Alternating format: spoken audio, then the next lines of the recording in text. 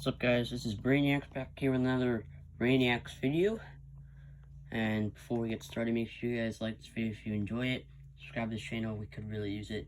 There are no comments on any more videos. If you want to know why, that'll be for another video, so stay tuned for that. And make sure you hit that bell notification button, because if you don't, you'll miss out on any videos we upload. So if you read the title, I'm going to explain to you how to play One Night Ultimate Supervillains. So, to play this game, you're going to need an app. You should get the One Night app that has all the games that you need, as a logo should be popped up right here. So I open the box off camera, and there are three types of teams. There's the hero team, the mad team, and the villain team. We're going to start with the hero team. So this card is called the Self-Awareness Girl card, and what she does is that she has to look at her own card to see if she's changed in any way or not, and that's what she does.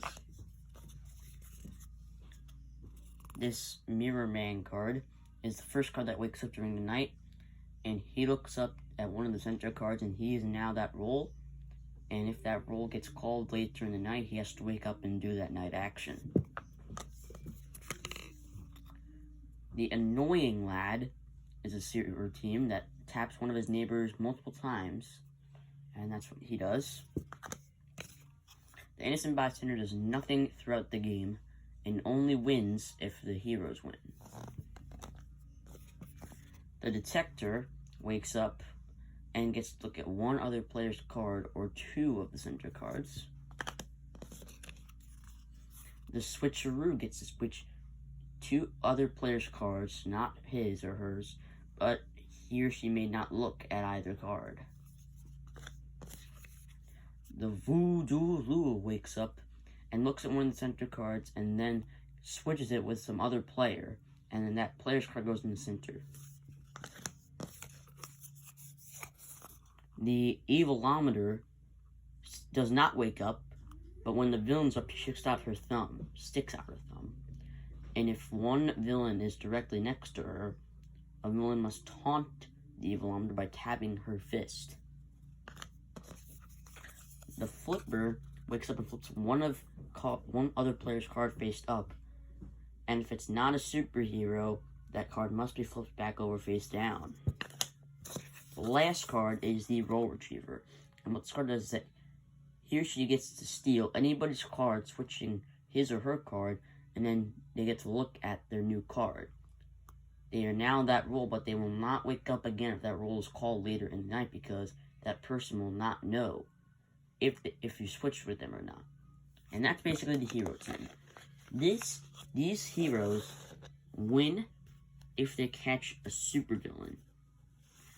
As now I'm going to check out the supervillain team. There is the Temptress. So this involves two cards. There's the Temptress card, and there is Henchman number 7. So this card is faced up, right here. And what the Temptress does is she takes this card from the center, and this card is going to be switched with some other players, and that player will now become a supervillain, and that other player's card is now in the center. So now, Dr. Peeker over here gets to wake up and look at any other player's card. And now the final villain card, the Rapscallion, gets to look at one of the center cards in the middle. Now the final team is the Mad team. We're going to start with the leader, is the Mad Scientist. The Mad Scientist did something terrible and wins if he gets caught. And if the Mad Scientist does get caught, everyone else, except for the intern, which we'll talk about, loses. And yes, if the Mad Scientist does get caught and the supervillains survive, the Mad Scientist is the only one who wins. And now the last card is the Intern. And she wakes up, and the Mad Scientist sticks out his or her thumb, and the Intern will try to get the Mad Scientist caught, so that way both of them win. And I forgot to mention that the Mad Scientist does not wake up. He does not. The Intern does. So if the Mad Scientist does get caught, both the Mad Scientist and the Intern win. But if there is no Mad Scientist, which means it's in the center, the Intern wins if he or she gets caught. So that's pretty much all it is. There are 16 total cards. There are 10 superheroes, 4 supervillains, and 2 mad teammates.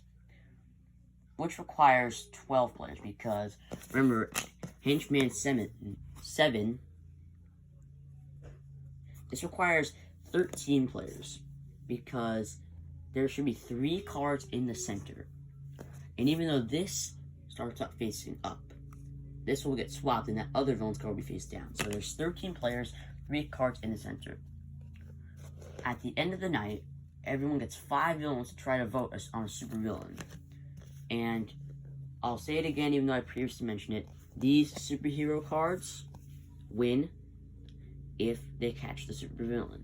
The supervillain cards win if they survive the night. And these 2 mad cards are different. The mad scientist does not wake up and he wins if he gets caught. The intern wins if the mad scientist gets caught, and if there is no mad scientist, he or she must get caught. And you play for how much longer you want. I recommend you play 3 rounds. The winners get 1 point. And that's pretty much it for today. And we'll see you next week for another video.